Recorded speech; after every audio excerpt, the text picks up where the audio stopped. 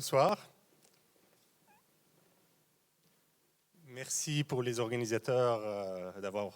Thank you to the organizer for having invited a group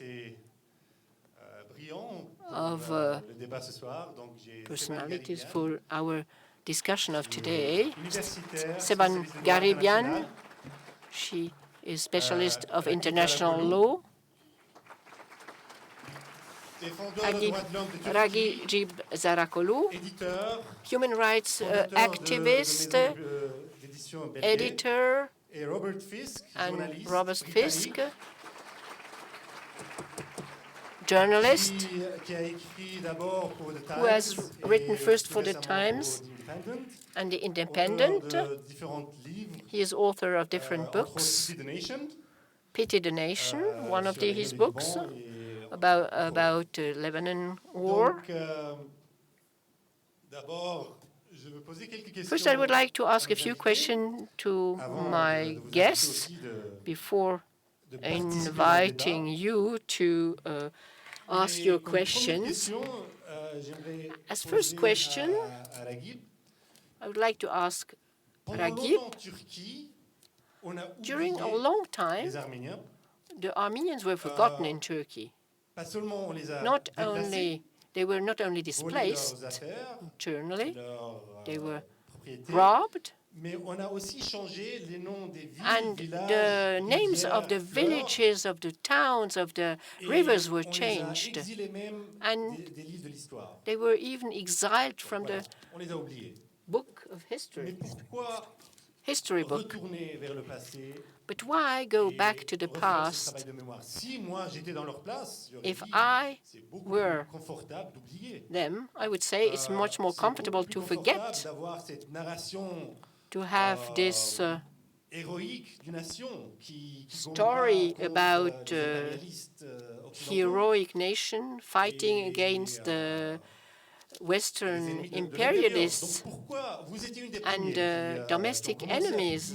You were the first to started to publish books and texts inside of Turkey. Was it really necessary? Thank you.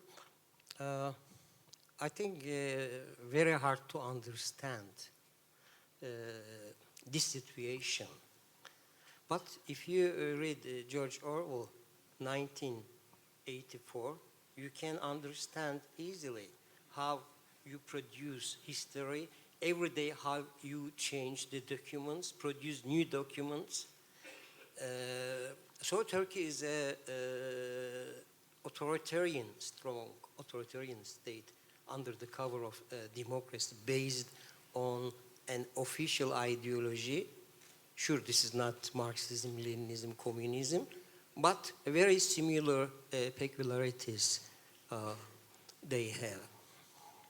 Now, you see there was a so-called civil society chair talk about the struggle with genocide claims. Now, denial is a very important part of Turkish national security. This is a so-called civil organization. There were many civil so-called organizations organized by Ergenekon organization. Behind Hrant Dink assassination also they were. But more importantly, that created so-called civil organizations, but there is a top level organization named Coordination Committee with the struggle of genocide claims. I want to put your attention, not Armenian genocide claims, genocide claims. So they see forward because now we begin to discuss also not Armenian genocide. 1915 was begin firstly in 1914 with deportation of Greeks from Western Anatolia. In 1915, genocide began. But there was behind of it a degree of the jihad, degree of holy war supported that time Turkish partner German Empire. After this decision of a jihad, so other groups became target, like Assyrians, and also in 1916 deportation of Greeks began from Black Sea region, and in 1916 again began Kurdish deportation to inside Anatolia. So it was something like a social engineering to build up nation state. And this was a discussion during the Armenian reform discussion between Talat and the MP of Erzurum, Armengaro. And then it was this discussion matter, and Armengaro told Talat, okay, you are planning to massacre us.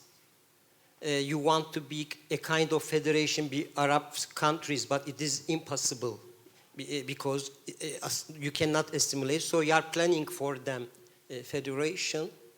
You are supposing to assimilate the Kurds, but you are dreaming.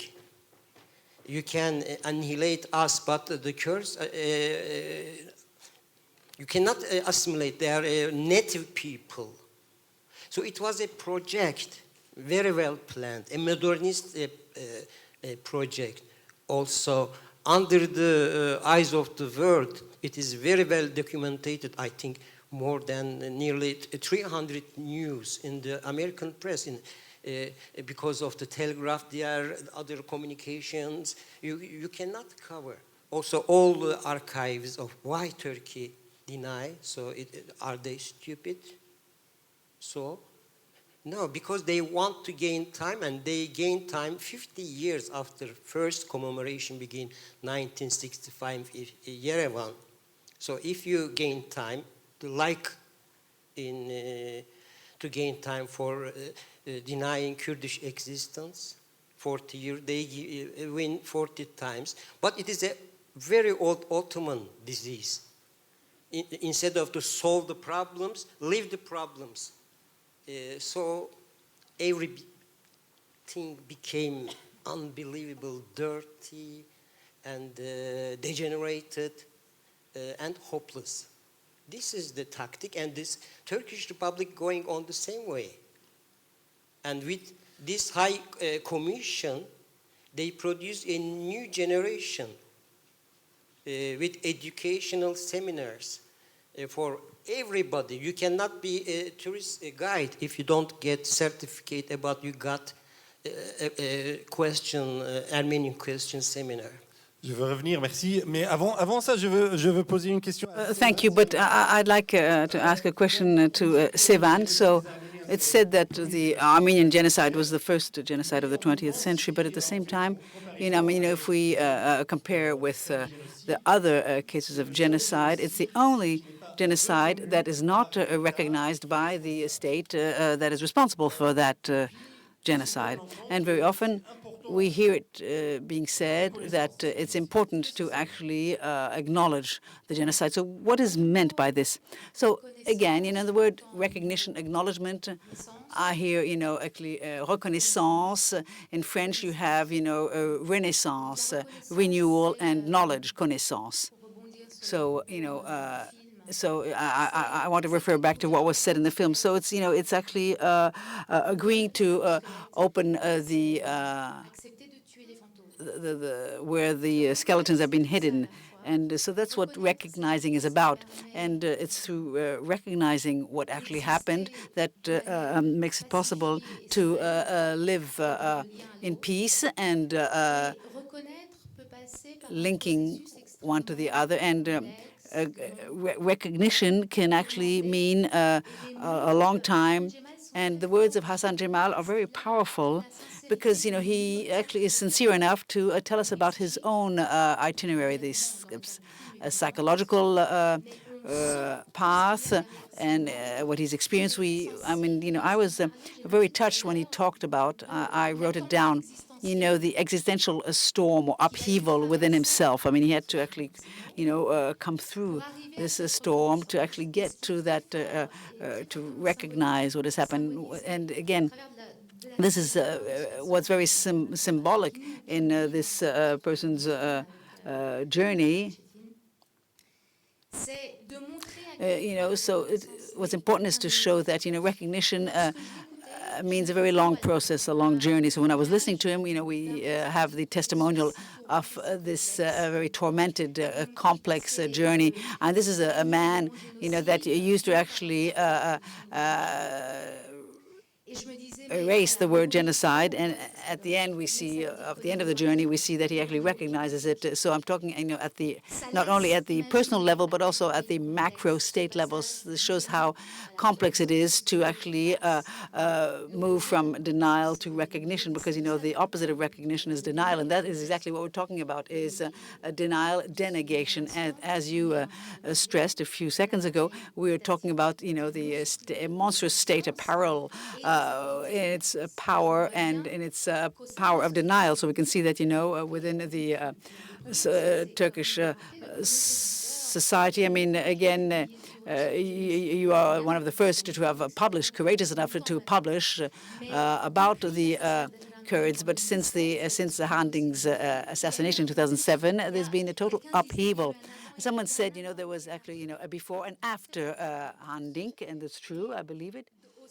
And within this upheaval, and in a certain, in a certain part of Turkish society, there's certain specificities. There are some individuals, who actually, bear testimonies of what it took, their own internal journey, and also how fortuitously they heard about family secrets, and like FIFDH tells us about, the forced conversion, and these people express themselves, and we're hearing more and more their voices, but there is still the denial on the part of the state. So this question, we have on the one hand this existential storm, these journeys, and that are happening through these individuals that were actually that appear in the film, to what the journey they had to go through to get from denial to recognition. How can it happen at the state level? And this is a question I think we have at the back of our mind day in, day out when we're working on such issues. Robert Fisk. So it's been 100 years that the genocide of the Armenians, not just the Armenians. They were, the first victims, but there were also, other minorities, the Assyrians, the Greeks, the Yazidi. But what I want to ask you, it's not just it's not only the Turkish state that actually hid the genocide, but there are other diplomats, international organizations. We're in Geneva. We love all these organizations that defend values and rights, left, right, and center, except when you have to stand up against strong power. So so throughout these 100 years, the international organizations, did they do what they should have done? I hope you will forgive me if I speak in English. De temps en temps, c'est tiré de. So I will speak in English to you tonight. I think there are two problems. The first problem is we must stop respecting power. We must stop respecting presidents-to-be who say, I will acknowledge the Armenian genocide, and who, when they become presidents, and I'm speaking of George W. Bush and Mr. Obama, suddenly cannot utter the word genocide because they don't want to say that the Turkish people, and indeed their grandfathers, did commit the act of genocide. I think the second problem which we which we fail in, we as journalists, is that we want to be so fair about genocide. It's very difficult for me, as a reporter who has been to the death fields of northern Syria, the areas where I found skeletons of, in many cases, your people's grandparents. Now in the, of course, territory of the Islamic Caliphate. And to find people still telling me about the alleged genocide. These bodies I found, these skeletons were real, and they were Armenians, and it happened. And it is the fact that we are still prepared to say, on the other hand, the Turks say that the genocide was not a genocide, it was an appalling tragedy that occurred because of the tragic affairs, the civil war that followed and continued from the First World War. It wasn't. It was a genocide. The Armenians suffered the first semi-industrial genocide of the last century. Southwest Africa might be the first genocide, but certainly the Armenians are there in #1 ranks. And it astonishes me, the fact that over and over again as a journalist, as a reporter, I have to keep saying the Turks deny this, but they're wrong. When most of my colleagues saying the Turks deny this, full stop. As if there is some doubt about the fact of the genocide. I have to admit something rather horrible to you tonight. I have in my library at home a copy of the original British Foreign Office document on the Armenian Genocide, the famous Bryce report. And it's very valuable to me because it's one of the few original 1916 copies of this document. And I didn't bring it with me tonight because I thought, well, you've all seen it. Actually, sitting here now, I regret I didn't bring it and hold it in my hands because it is the document of the British Foreign Office saying it all happened, it was true. It was as true as the Jewish Holocaust by the Nazis between 1933 and 1945. I didn't bring it with me. I should have done. But the reason I regret this is that the feeling and the holding of the material, the factual evidence of this catastrophic element of history is so important to me as a reporter. In 1992, I went to northern Syria, now ISIS territory, of course, Daesh, ISIL, I think you call it. And I found the bones on the Habur River by speaking to a lady 100 years old. She must be long dead now, but she was alive then. And as a teenager, she remembered seeing her brothers and sisters and her father being taken away to be executed. And she told me where the hill was, beside the river. The river had changed its course, the Habur River, because there were so many bodies in it. But we found the skeletons, thousands and thousands of them.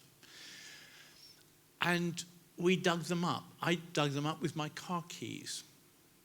And those skeletons we gave to the Armenian church in Deir ez-Zor, since destroyed by ISIS, and the bones, all of them, thrown into the street, including presumably the bones I brought.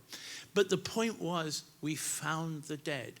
Some of the bones of the knuckles were tied together. You see the Turks threw them in the river, tied together. One shot would take one man down and the rest of the people would die. It was cheaper to kill the Armenians that way. But this was the reality which I saw with my own eyes and touched the corpses, your great-grandparents, with my own hands. And my fear, and I'm going to add this before you ask the question, then I'll shut my mouth. My fear for the Armenians in this audience tonight, of whom, of course, there are many, is that you will stop working on the 100th anniversary You will say, okay, it's 100 years. That's it. The British will stop arguing about the First World War. Okay, we've done the Battle of the Somme, 1916. It's over. Okay.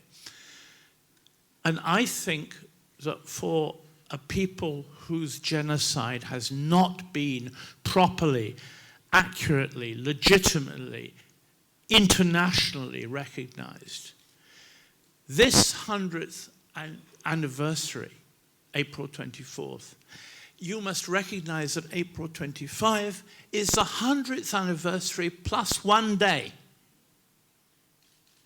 And that is the moment you continue the demand to recognize the genocide, which many governments, including, alas, my own, will still not recognize as a genocide, the deliberate intention to exterminate and destroy a people. And that is what the grandparents of the people of Turkey tried to do. I'm sorry to say, it's all true. And that is what, as a journalist, I've tried to do, to keep telling the story. Boring though it may be to many people, tired though they may be of hearing about the infinitely greater, in numerical terms, genocide of the Jewish people, and equally more terrible. But the fact that you must keep on telling the story of what happened to the Armenians is an essential part of what you must do in the coming days after the 100th year has been completed. And that is why I regret that I did not bring the Bryce report in its old volume with me tonight. I should have brought it and I didn't. Maybe you bring it next time. We come to you.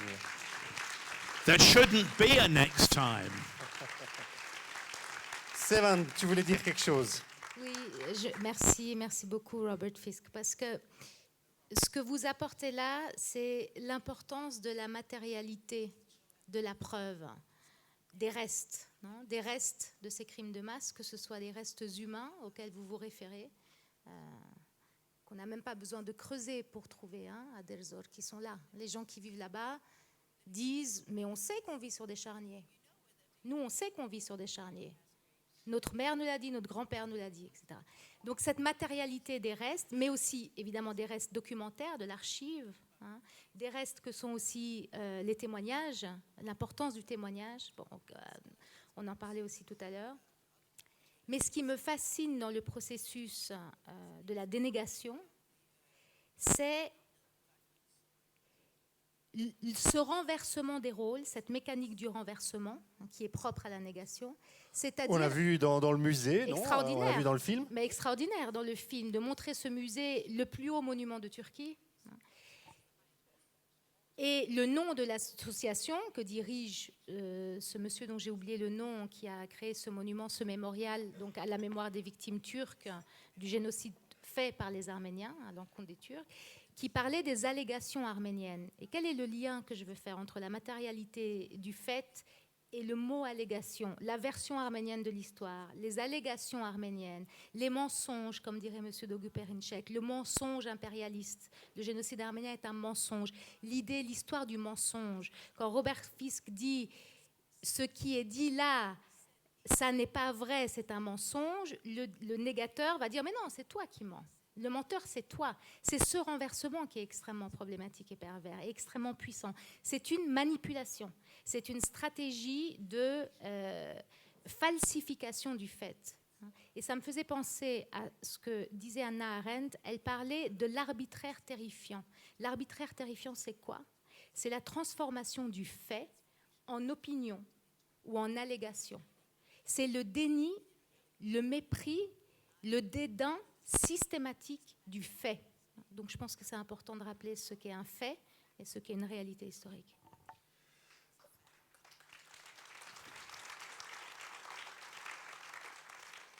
Bien sûr, dans le cas du génocide des Arméniens, il y a ce demande de reconnaissance parce qu'il y a une quête de justice, n'est-ce pas?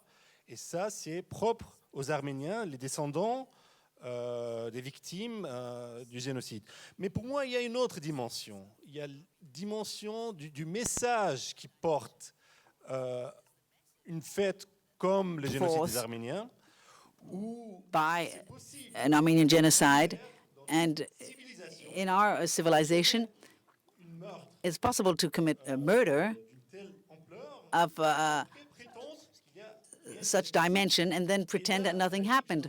And again, Ragip, I want to return to Turkey, and I'd like to ask you to tell us about, the political culture that generates a denial of such crimes. So where do we find the consequences of this political culture in Turkey? So how can we be protected in Turkey if we know, that our state, in a moment of its past history, identified a group of its citizens, and they said these citizens are traitors, and then you can just, throw them out, push them to the desert, kill them on their way, and that's all fine and well. Again, what does that leave in people's mind? Yes, there is a concept used by Yves Ternon, l'état criminel, a state, crime state. A genocide state is a l'état criminel. So to make stop it, only way, acknowledgement of the truth, apology. So if there is not happen, me as a Turkish citizen, I feel also in fear as citizen. They may define me someday, also they defined me, sure, in my past, as enemy. I'm lucky, I survived, but many of my friends, like Hrant Dink, was killed, and they were victimized. And also, denial means a continuation of the genocide, unstopped genocide. So, Turkish policy proves genocide is going on in Turkey by means of denial. In 1980, during the Asala actions, there was a military dictatorship in Turkey, and I was a human rights activist reporting what is happening. So because I began to interest with Armenian genocide to find the deep roots of that brutal state, and without the face, and now what is happening? I bring a map with me. You see there is Habur river, a branch of Euphrates. And this was the last stop. Derzor, and then the mass was sent. There were many camps in Resulayn, around Aleppo, Meskene, and I have friends born there, old friends of me. And in 1916, Raymond Kevorkian, I published his book about the second level of the Armenian genocide, Syrian deserts. And because there was a percentage, 5%, nowhere Armenians can survive over 5. After 1915, they pass normally because they pushed to Aleppo and Syria. They, I don't know how they count, and they said we must annihilate. And this was the last stop. I went 2011 after publish Raymond Kevorkian's book, and I give myself to the library of the Derzor Monumental Church, and also I went to Megadech. There are fields of the dead, like Cambodia. You see everywhere the bones. And what is going on? The result of the denial of genocide is ISIS. ISIS is a result of the genocide culture. Today, jihad means continuation of the genocide. And I wrote today my last article about Habur again. And this area was around Russell Ain and down, there are 35 Assyrian survival villages. And during last 1 week, they are under attack. They had to leave that region. So it shows. And then the Kamışlı will be a target because there are many last survivals. So ISIS is finishing what they couldn't finish because Syria became another country, independent country. But by this way, genocide is going on. This is the result of the denial that Turkey is responsible from the civil war in Syria.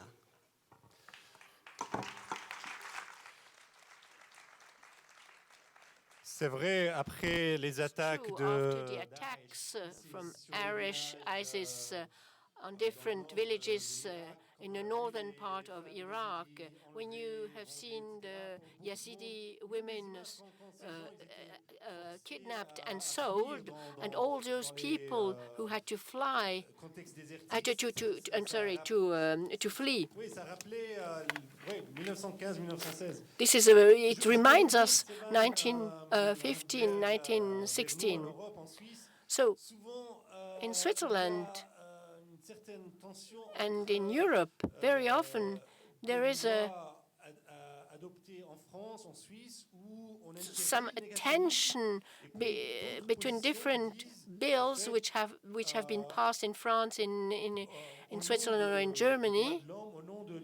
Bills which have been passed on behalf of human rights, where people disagree with the fact that you put in laws the interdiction of negationism. I would like to say one thing. We all agree about the utmost importance of the freedom of expression.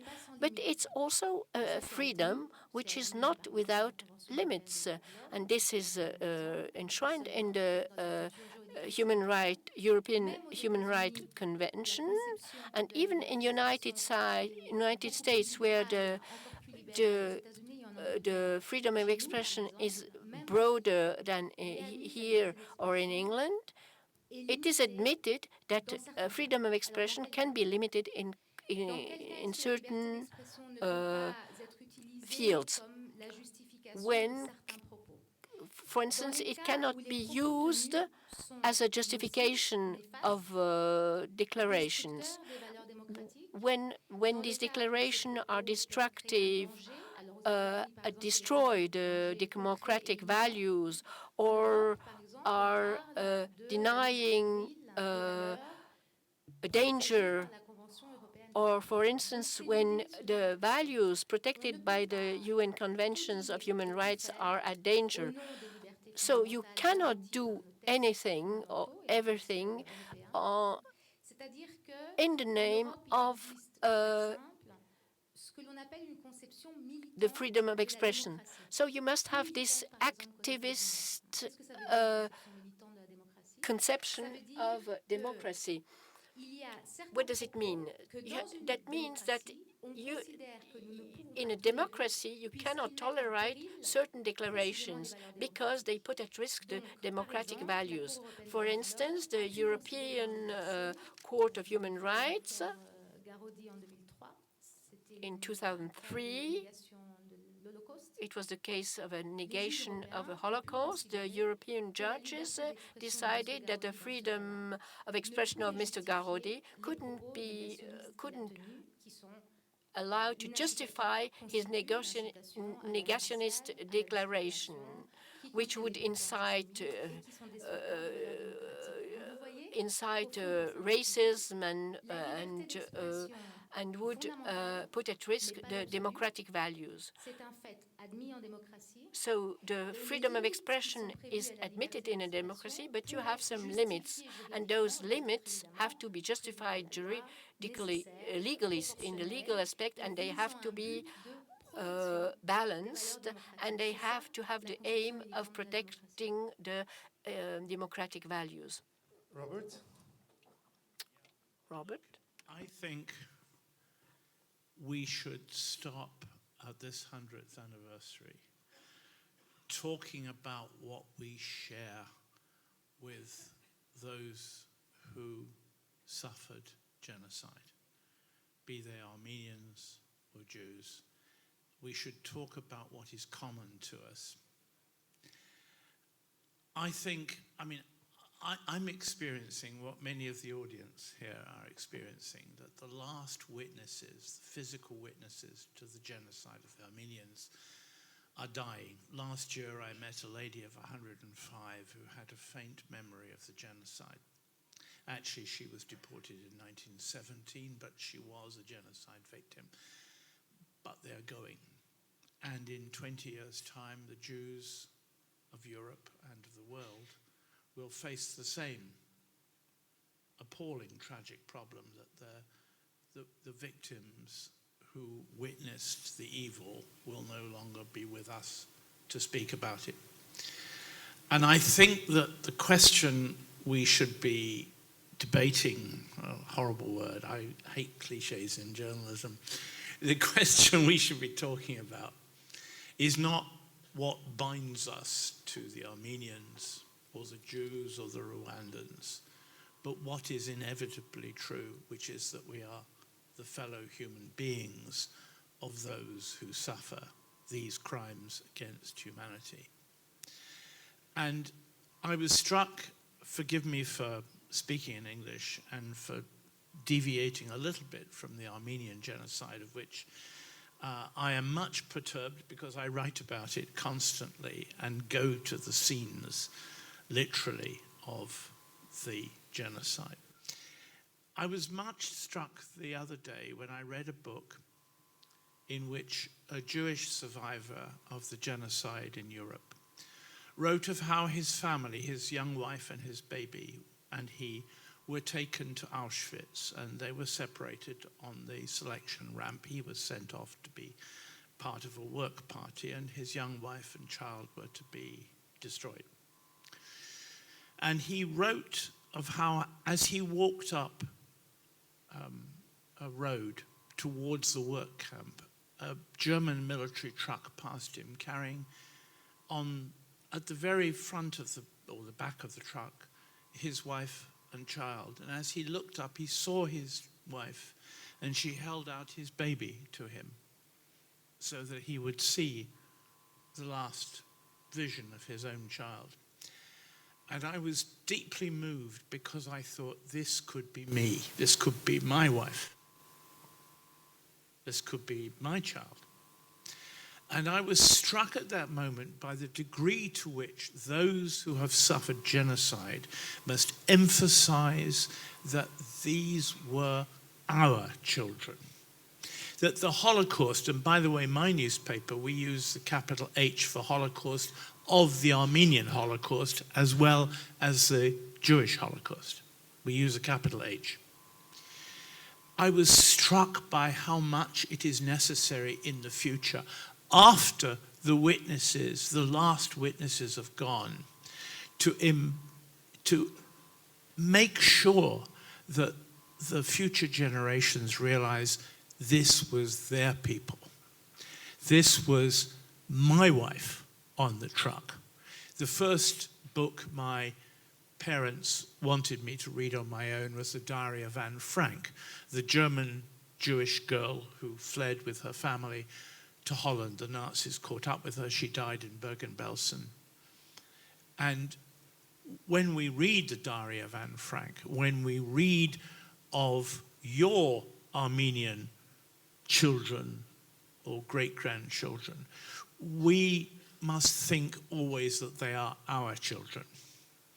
And I think when we speak about democracy and what is common to us in the Armenian people, yes, Christianity, of course, we must think what we should also think of the Jewish people of Europe and of the world. And that is that they are us. The crime, the greatest crime the Nazis committed and the Turks committed, let us use the real word, they were the Turks who killed the Armenians in the genocide of 1915. They were the Turks, yes. The greatest crime they committed was not because they killed Armenians or Jews or Gypsies. It was because they killed our fellow human beings, because you are us. And that should be your message for every day that continues after the 100th year.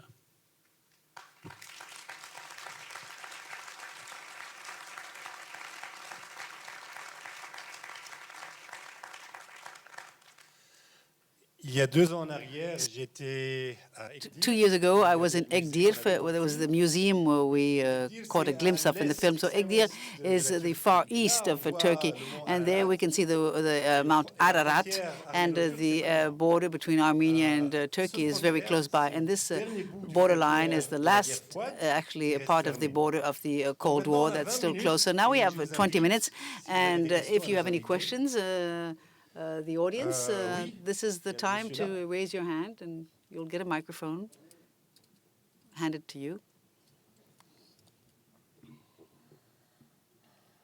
Bonsoir.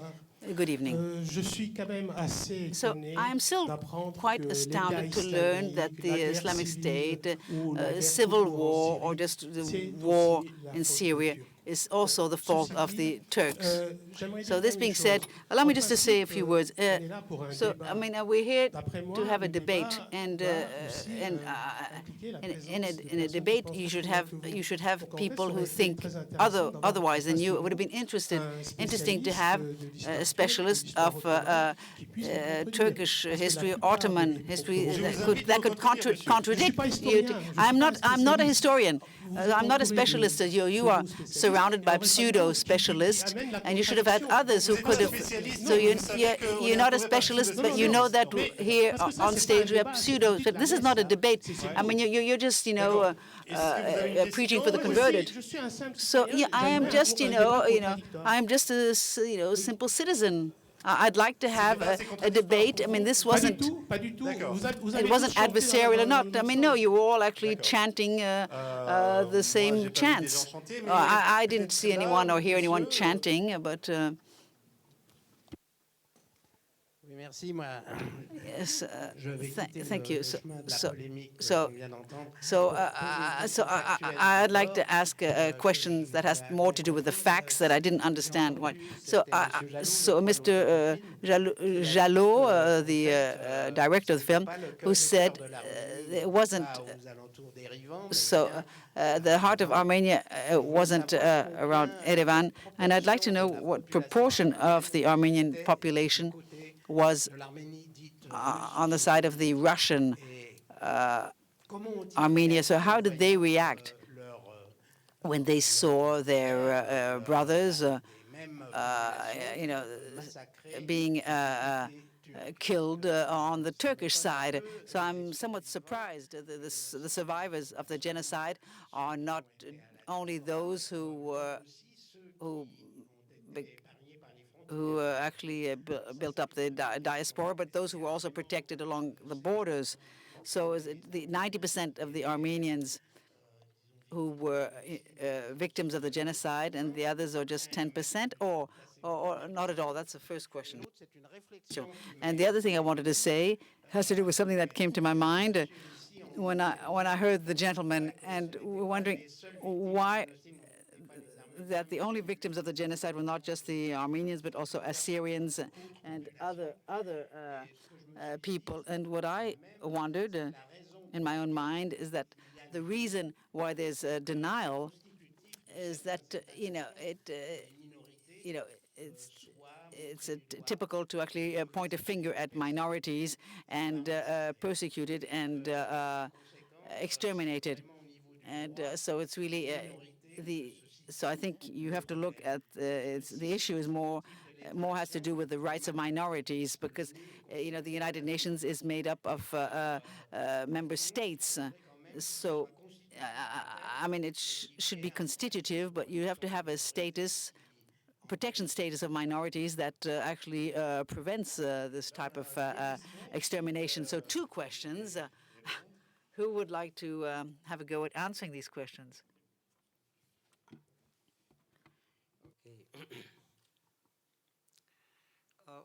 I want to tell about freedom of expression.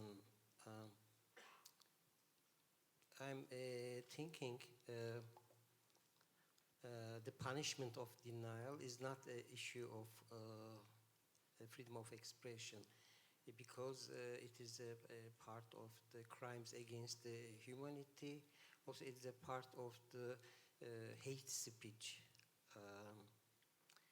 For example, Perinçek case in Switzerland is not a freedom of expression case. It is a hate speech case, because it is not a simple action to come to talk about Armenian genocide in Switzerland. He is a part of the Talat Pasha committee, and all around the Europe they organize, agitate with hate speech innocent citizens of Turkey. This is a crime, hate speech. So I don't see as a limitation of freedom of expression that kind legislation, and I'm supporting that kind legislation like denial of Holocaust, because it is pulling people to make the same crimes again. I want to make this supplement. For example, Hrant Dink saw this question as a freedom of expression question, and he told, I will tell in Turkey, yes, it is genocide, but I will go to France, I will declare that it is not genocide, because I'm supporting freedom of expression. And that time, Hrant invited me. We signed a declaration, and I suppose as a Turkish intellectual, it's not, if Hrant wants something, me, I must sign. I was against him. Later I declare, I pull my signature, because it doesn't problem of freedom of expression. Oh, I couldn't exactly understand the questions coming from the audience, so I want only to add. I have the same problem. Thank you. Mais Sévane, je pense que tu voulais ajouter quelque chose. Yes, you wanted to add something, Sévane. So I just like to react as regards what Ragip was saying, but perhaps we'll have some time later about the issue about the right of refugees. So what's interesting, if you look at it from a historical and legal standpoint, you have to remember that the development of human rights, including the rights of refugees and the rights of minorities as well. So all of this legal armamentarium was initiated in the 20s at the end of the First World War and in the context of the creation of the League of Nations. So within this context of the 1920s, after the First World War, we see the first legal doctrines emerging on those themes you mentioned. And, you know, they were very they initiated what they were to become later on, and they were in certain ways the theories were perhaps even more avant-garde than what we have today in certain international legal instruments. But that is what creating law is about. I mean, law is very closely intertwined with politics and the creation of law. And this involves a creative process that takes a long time, it's slow, and determined by realpolitik considerations. And so it can come from a very innovating, avant-garde, revolutionary idea, but it can take many, many years, decades sometimes, before it takes the shape of a legal document. But what's interesting, it was in the 1920s that we see the origin of the rights of refugees and the rights of the minorities, 1920s. Robert Fisk. Thing about the question of denialism and freedom of speech, because because as a journalist, of course, I face these issues, problems, let's use them. I hate the word issues in English every day. When you deny the truth of someone's murder, whether it be genocide, massacre, ethnic cleansing, as we were learned to use nettoyage ethnique in the Balkans, you kill them again. When we say, well, maybe the Armenians had a genocide, or maybe it was just massacres that resulted from war, which is what the Turkish state wishes us to debate, you kill the Armenians again. When you say to a Jew, well, maybe the Nazis didn't actually have a real planned Holocaust, you kill the Jewish dead again. You become a murderer when you deny genocide or ethnic cleansing or massacre. You become complicit with the killers. The problem of the Turkish state today, not of Turkish people, I have to say, but the problem with the Turkish state today is that the state itself, by continuing its state idealized idea that there was not an Armenian genocide, is becoming itself the one thing it does not wish to be, complicit with the genocide of the Armenians. That's why I go to Turkey a lot. I'm the Middle East correspondent of my newspaper. I go to Turkey all the time. I say to Turkish friends, for God's sakes, you were the only army not to be brainwashed in the Korean War. Your soldiers are famous for their courage. For God's sakes, you could admit the genocide. And the amazing thing is that Turkish friends I have, I'm thinking at the moment of the Turkish earthquake in 1999 around the Bosphorus and around Istanbul. I went there and I got one of Turkey's top experts on earthquakes to travel with me with his family. And when we'd covered this terrible, tragic story, we all sat at the Bosphorus, where I took them out to a huge lunch on my newspaper's expense, of course. I said, okay, before you eat, the Armenian Genocide. And that was exactly their response. And then my chief sort of guest at the end of the table opened his arms and said, Robert, we all know it happened. Now, if those Turks, who I still keep in touch with, are friends of mine, could say that, why can't Turkey? Why is the Turkish state so far behind its own people in telling the truth?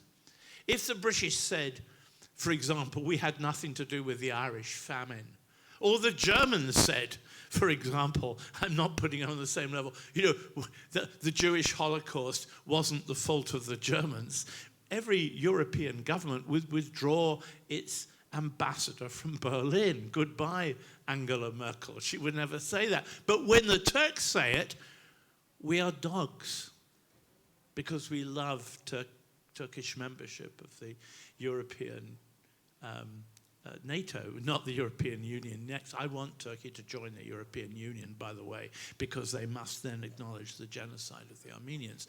But Turkey is a member of NATO, which is why Barack Obama, in a few days' time, will not use the word genocide about the Armenians. I promise you, even though he said he would. End of Fisk waffle. Ok, on a encore beaucoup des gens qui demandent à parler. Il y a la dame ici. Bonsoir. Je ne sais pas si je vais pouvoir résumer tout ce que j'ai à dire, mais je propose vraiment... On n'a pas beaucoup de temps. Si vous avez question, s'il vous plaît. Ah, mais excusez-moi, mais c'est mon devoir. Vous comprenez? C'est mon devoir de prendre la parole à l'heure actuelle, de vous dire que, en ce qui concerne la cause arménienne, le génocide arménien et tous ces magnifiques documentaires que, en tant qu'Arménienne, je connais très bien, mais ils sont toujours magnifiques. All these documents which I know very well as an Armenian, and they are very moving, you have new leads, but nobody knows and which haven't yet been analyzed. I know I can't speak too long. I try to summarize. The Armenian cause and the issue of the Armenian genocide is an issue of international law and can only be dealt with in the international organization. It is already tabled and it is already in the agendas in the different commissions and Security Council and General Assembly of the UN. So a little door is opening to bring Turkey to stop with its negationism. Question? Your question? It's not a question, but I have to say that I answer your question and questions which have been asked. You are talking about freedom of expression, but in our case, it's not a freedom of expression. I'm answering your questions. It's a historical revisionism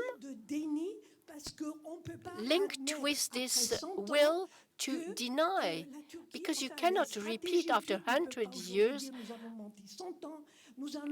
The Turk cannot say, we have been lying during 100 years, and now we recognize this genocide. And after the recognition, you have reparations and compensations and so on. So if you don't go this way, you cannot solve the problem. I thank you for your very good presentation, and I'm moved, but we have to go a step further and try to follow another track and try to have a civil society defending its Armenian rights in a legal way. This gentleman wanted to speak as well, here in the front line. There is somebody who has raised his hand for a long time. It's my turn. I have a very short question, historical. How this deny was possible? Because the history books have been rewritten, but maybe the creation by Ataturk of a new writing system hasn't allowed to rewrite the history. Yes. L'histoire en Turquie, en fait, commençait avec Atatürk. L'histoire en Turquie commence encore en 1919, avec l'arrivée d'Atatürk à Samsun pour lancer sa guerre de libération. Et tout ce qui est passé, le passé ottoman, avec les pages de gloire ou les pages plus sombres, tout ça c'était oublié pour construire un État moderne. Donc on est au début du XXe siècle, c'était pas le seul régime. Donc le fait d'abandonner l'alphabet arabe pour adopter l'alphabet latin, ça faisait partie du rejet du passé pour construire une vision moderniste d'une nouvelle société. Of a modern society. Some books have been published to compare the different regimes of Turkey and to see the way of these different regimes like Nazi and fascism and so. These all people had been hurt and they wanted to build a new and modern future. You are completely right. If you allow me, I am not a historian, I am a lawyer. This history you are talking about, which is systematically rewritten at the birth of Turkey, is also confirmed by a treaty between Turkey and the Allies, the Treaty of Lausanne of 1923, which has eliminated from the agenda this issue of the genocide. And so all the crimes committed from 1914 to 1920 have been completely forgotten and put aside. So you have to understand those two things to understand this period. I just want to make one comment the change in the language. You know, we Westerners, we loved Ataturk when he decided that no longer would Arabic be the writing script of the Turkish people. When, for example, Stalin decided that the people of Tajikistan would no longer write in their original Arabic script. We saw this as a terrible communist oppression of the people of Tajikistan. What Ataturk did effectively by changing the script to what we would call, I suppose, Latin writing, was he effectively prevented all historians of the future from reading the Ottoman documents of the genocide. Because only those people like Tana Akçam, the great and fine and brave Turkish historian, who can read the Arabic script. I can read Arabic script, but I can't read Turkish, so I can read the documents, but I don't understand them. And if you do speak Turkish, you can't read the script. So those documents have, in effect, been taken out of the public domain. So part of the idea, I suspect, I'm sorry to say, of Ataturk's modernization of Turkey was to delete the written history of the Armenian genocide. And I think that is directly my response to the question down here. Sorry, I wasn't trying to come in on... Oui, il y a beaucoup de monde qui demande... Lots of people would like to ask questions. This gentleman already asked a question, so I will ask another gentleman to ask his question.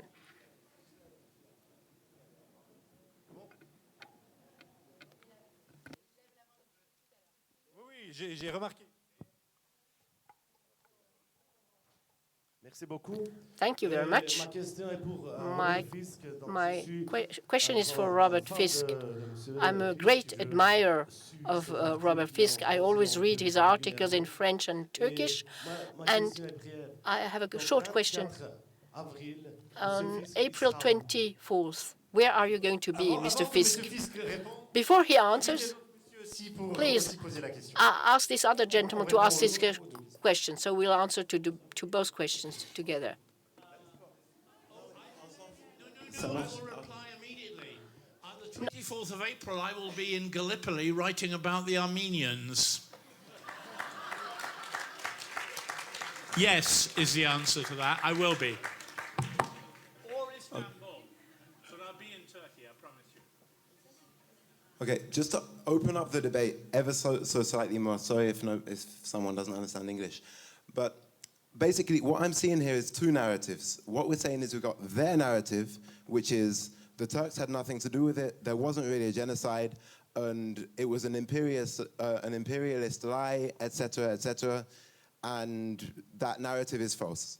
The only alternative to that narrative, which seems to have been proposed by anyone here, including the film, is that basically, it happened, and it basically began and ended with the Turks. You put the responsibility in the hands of the three people, the three people who were represented as the Young Turks, the three Young Turks. And for me, the question is, who else was involved in this? Just to take the Ottoman Empire, it was an official tactic, like official and unhidden tactic of the imperial powers, England and France especially, to do whatever they could to create internal divisions within the Ottoman Empire. Since 1803, since Mehmet Ali became a threat, it became official policy to create as much division within the empire as possible. And basically, I'm not seeing any questioning of any role whatsoever for the imperial powers who helped to create the situation. And every time we take the leaders and put it in their hands and say, these are the people who were the puppeteers in all this, we don't look at who helps to create the social environment and the cultural environment in which this can happen. And that, for me, is what stops us from asking the real questions which are going to prevent real genocides today. See, if we say Hitler was responsible for the Holocaust, and we don't talk about Treaty of Versailles, if we talk about the Second World War or Islamic State without talking about the Sykes-Picot agreements, then we're losing an important piece of the puzzle, which I think isn't being talked about. Ouais.